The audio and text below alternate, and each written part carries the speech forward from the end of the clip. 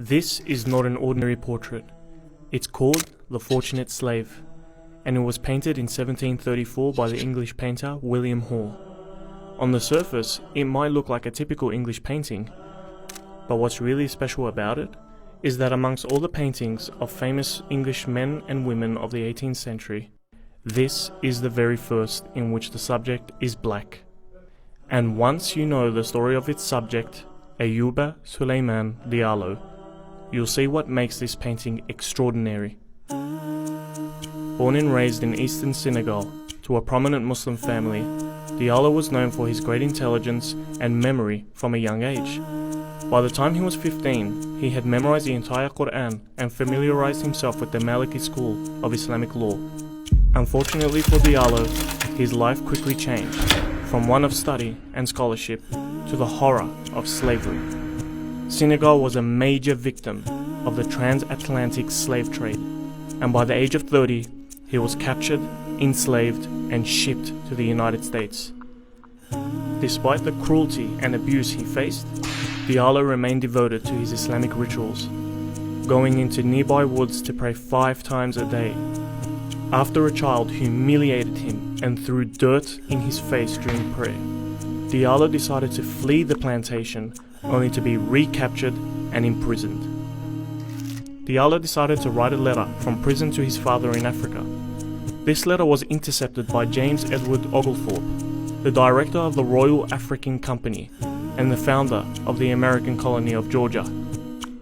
Upon reading it, Oglethorpe wrote that he was touched by Diallo's words and arranged that Diallo was to be freed and sent over to England.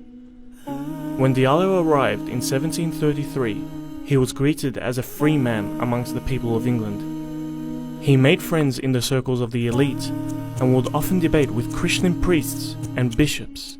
At a time known for its extreme racial prejudice, people were impressed with his intelligence, monotheistic beliefs, and piety.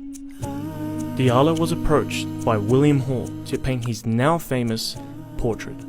What makes this portrait significant is not just the presence of a black man, it's the way he's depicted. When people of African descent were painted in the 18th century, they were almost always shown in racist and demeaning ways. Facial features were exaggerated unnaturally, and they were never the subject of the painting, usually being reduced to the background as scary and inhuman figures. This portrait was the first to depict an African Muslim ex-slave as not only human, but noble.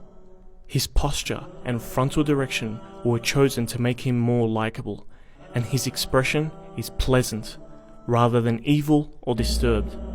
However, what really stands out is the red book hung around his neck. This book is one of 3 Qur'ans Diallo had written purely from memory during his imprisonment. In many ways, this portrait sums up his incredible story. A profoundly religious West African man, enslaved and abused, who won respect and freedom from a society that believed he was inferior, and who throughout his years in slavery never lost pride in his identity as a black Muslim.